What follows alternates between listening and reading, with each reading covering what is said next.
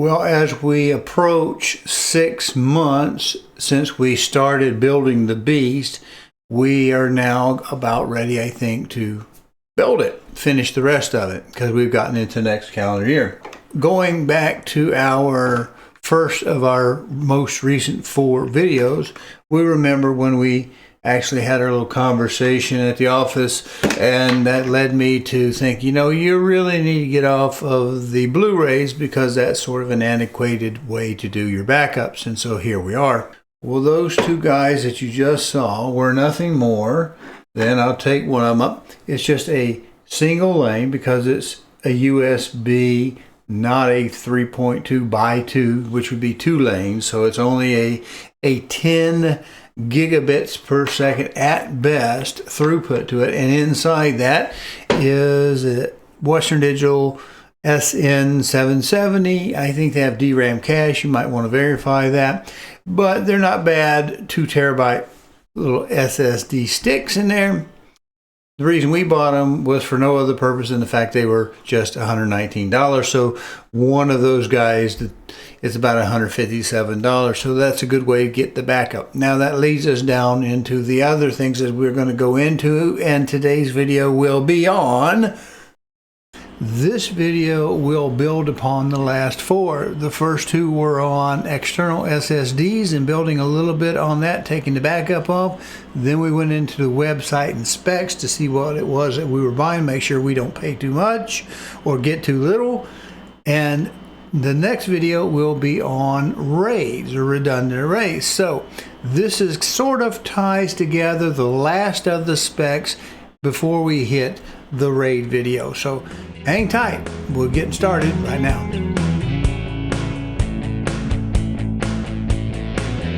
Because the first video, when we were making these 2 little guys, doing the backup, I broke it up into 2 pieces because I wanted to go through the initialization. When I see on YouTube or credits or questions or comments type things, whatever it is on a product that says it didn't work and this particular SSD didn't work with my PS5 or whatever it is, I often wonder, did they initialize it? Because they say it wasn't recognized. We have to do that. So that's kind of a little process by itself that broke out into 2 videos. Now I've just done 2 videos on the ASRock website and picking the birthing person board and trying to make sense of it. Well, there's a very important part when we get down to the slots and the buys. You know, is it by 16 by 8 by 4, 2 by, 8 by 8 or 4 by 4 or 4 by 4 by 4, whatever we might have. So just like initializing it, you can't assume people understand that and they might think it's broken. The same way when we talk about the different slots and the by 4s or by 8, 16, that type of thing, you can get something that doesn't work even though it looks like it might and think it's broken. It's not necessarily broken, it's just something wasn't clear. That's what we're going to talk about. But first I want to look at what we have over here on this left panel. We have the ability, depending on what slot we have available on our birthing person board, we have different products like these right here. And so these are add-on cards, as you're familiar with. But it's not just about having an add-on card slot. You have to have it and know what the little notes mean when we were spent so much time in the last video, the very one before this one, on what the individual slots can mean, because they can look full size, but not be full size. So if we go back to this little center this left panel, let's pull this one up and slide it on down. Now what this tells us is kind of what we want to know. This one may be a fairly decent card if we have a full spare 16 slot. And it says up here 4 by 16, which indicates to me that it's using all of these connections that we have normally on a card, accessory card, whatever it may be. It's using all 16 of them because it says so right up here. But it also says this is a 4-drive NVMe. So that tells us that inside here we're going to have 4 sticks. If I can show, see, Let's see if I can find a picture here. There it's showing kind of the airflow, the fact that it's having airflow over it, and the four NVMe's inside, and that's good. But one of the reasons why we might want to have that fan there is because if in fact it is a 16-bit card in that, what was that, PCIe 4.0, that's quite a bit of bandwidth, and we will probably run into a condition where we could heat those SSDs up, so we want some air over them because they're going to be really fast compared to some of the other methods. And you have 4 of them. So we have, what is 4 times 4? 16. How many lanes do we have on that card? We have 16, right? So we have 4 by 4. Each one of these are getting a full 4 lanes. So it's running, it has the potential to run at full speed. Right? So we really get that. I'm assuming that by now we've covered that. But when we looked at our specs over on the ASRock site or anybody else's you'd go to, you'd really want to pay attention to what the slot says it does. We did a lot of discussion about how if you use one particular slot on various boards, if you use a particular slot, it takes out 4 lanes of the SSD above it. It takes that away because it takes those 4 to the slot, and it may look like a 16 slot, but like we just saw, that Sabrent card is not going to work in there because even though it would fit and it looked like it, it's only going to feed one of those NVMe's because it is, as it says right there, it's a full 4 by 16. Well, let's pull something else we might have. Now here is a second example, and they express it this way. They say it's a quad NVMe PCIe adapter. This allows you to add 4 NVMe SSDs simultaneously via a PCIe 3.0 or 4.0 by 16 slot on the motherboard, which is required to support PCIe 16 bifurcation. Full speed transmission up to 4 times 32 gigabits per second. So you're going to have to check the specific device and your motherboard will have to support it. But you need to know that it's a 16-bit slot to start with. If you like this content, please go to calldelldasell.com, find the tab that says on YouTube, click it, and it'll open up a page of QR codes. There you can use a smartphone to scan and get to the YouTube page, or you can just mouse over and click it on a PC. There you'll be able to subscribe to this little button over here and click the notification bell so that YouTube will notify you. Thank you. Here's a case of another card, and you can see it. It's, I think, more of a generic card. You will notice it does not come with any kind of heatsink or whatever. So you might have to use those individual kind of stick-on, glue-on type of $11 heat sinks. If it is, in fact, also, as it says right here, a PCIe by 16. Because if you don't, it may very well get hot if you're hitting it pretty hard. Now, if you're just using it for random storage here and there as additional storage, you can do that. If the software in the Windows will recognize it, it may be that you can actually do a RAID on one of these little cards. I don't know. I don't have one of these little cards to test it, but it may be possible that it does it. And as you can see, it does take all the way up to the 2280s and does the 2260s as well. So it looks pretty versatile. It just didn't have any cooling on it. So if we're going to hit this with some of the faster NVMe PCIe 4s, the rate may actually heat the card up. The individual sticks, we might want to cool them down. Now, the next option we have is something like this. Now, this looks a little bit pricey. It's another Sabrent, and I'm not recommending or promoting them. They just had great pictures. You see what we have here on this card.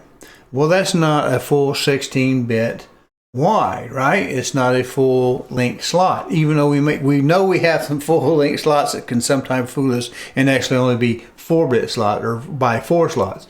What does this say it is? It says it's a PCIe 3.0 by 4 adapter. So it's going to work in the PCIe 4 slots. It's going to be a little slower. We know it's going to be half as slow because of the PCIe 3 to 4. We covered that in the last video.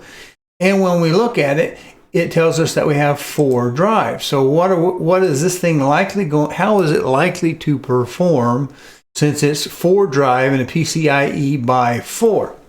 Well, I'm going to expect it to pretty well much be something like this right here, where we in fact have 4-lane SSDs in here, NVMe's, but they're all going through a single lane here through the controller. So we're bottlenecked by a factor of 4 because we've got one SSD going through one lane. Well, what do we have in this picture? We have 4 SSDs going through one lane each for the 4 lanes of this device. So that would be a slower version of it. Now let's see, what do I have picked up here? Now we're getting ready to wrap this up. Now previously in video 2 before that, when we were discussing what Hardware Unboxed had said that these were the same board, when it's not. I mean, other than cosmetic, is there some difference? I know that one of them is $50 more retail than the other one, and the question we've been having through these videos is, which one is the more expensive board? Because oftentimes there's a reason why you pay more money for one product than the other, despite what it may look like. You know, that's it. You know, sometimes we think, well, it's just marketed to people who'll cough up the money more than the other, and so that justifies one. Maybe we'll give it some colors or you know, a easy release heatsink or something like that, or maybe a bigger heatsink. So which one of these boards is the more expensive one? That's the case. Now I'm just doing this video because I want to make sure that I explain the modes well, because my last year's model that almost used the birthing person board was the Tai Chi Lite, which was an EATX. It was a big one. It's one reason why I have that big Lian Li case, because I wanted one big enough to do it. It has kind of like the Carrera did of last year, the Z90 Carrera. It has 2 full 16 slots, and then of course an extra third slot that does some expansion. Well, these 2 boards do expansion as well. The difference is we have to pay attention to the modes, which I've been explaining. Now, if you remember the bifurcation of the one board, that $179, that Sabrent board we looked at, is designed to go into 16 slots. So it's 4 by 4 by 4 by 4. So it bifurcates in blocks of 4 sets of 4. Now, this is only a 4-bit slot or 4-lane slot. So in order to run like this very last card we just looked at, it has to bifurcate into 1 by 1 by 1 by 1. It has to go into one lane. And that gives us the equivalency, you know, internal of our little external, where we use that SN770, that Western Digital, to do those external backups of our data. It's just inside, and you can put them on the little expansion card. Now, if you'll notice right here, that sheet I just showed you came out of the Nova's manual. Now, when we look at the table of contents head to head between the Tai Chi Lite and the Nova, we see that there isn't a card attached to or explained within the manual of the Tai Chi Lite. So can the Tai Chi Lite bifurcate to 1 by 1 by 1 by 1, the 4 ones, single lanes like we see for this last card, or does it go like the Nova that apparently is giving you an expansion card as part of the Nova Wi-Fi, and it gives you the instruction before it's going to work that way, you know, for SSDs in single mode like a USB, except inside that you have to put it in that mode in the BIOS. Now we're getting ready to wrap this up. Now, previously in video 2 before that, when we were discussing what Hardware Unboxed had said that these were the same board, when it's not. I mean, other than cosmetic, is there some difference? I know that one of them is $50 more retail than the other one, and the question we've been having through these videos is, which one is the more expensive board? Because oftentimes there's a reason why you pay more money for one product than the other, despite what it may look like. You know, that's it. You know, sometimes we we think, well, it's just marketed to people who'll cough up the money more than the other, and so that justifies one. Maybe we'll give it some colors, or you know, a easy release heatsink or something like that, or maybe a bigger heatsink. So which one of these boards is the more expensive one? That's the case. Now I'm just doing this video because I want to make sure that I explain the modes well, because my last year's model that almost used the birthing person board was the Tai Chi Lite, which was an EATX. It was a big one. It's one reason why I have that big Lian Li case, because I wanted one big enough to do it. It has kind of like the Carrera did of last year, the Z90 Carrera.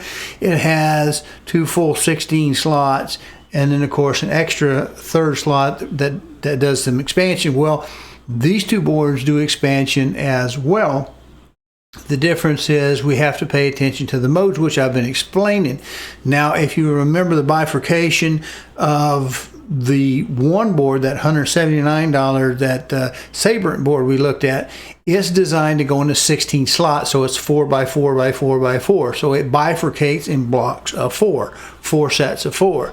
Now this is only a 4-bit slot or 4-lane slot, so in order to run like this very last card we just looked at, it has to bifurcate into 1 by 1 by 1 by 1. It has to go into 1 lane, and that gives us the equivalency, you know, internal of our little external, where we use that SN770, that Western Digital, to do those external backups of our data.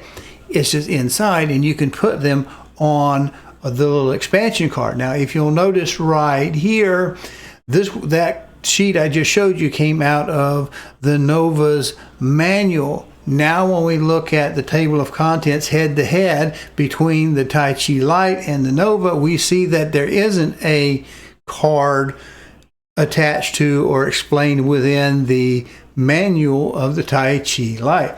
So can the Tai Chi Lite bifurcate to 1 by 1 by 1 by 1, the 4 ones, single lanes like we see for this last card, or does it go like the Nova that apparently is giving you an expansion card as part of the Nova Wi-Fi, and it gives you the instruction before it's going to work that way, you know, for SSDs in single mode like a USB, except inside that you have to put it in that mode in the BIOS.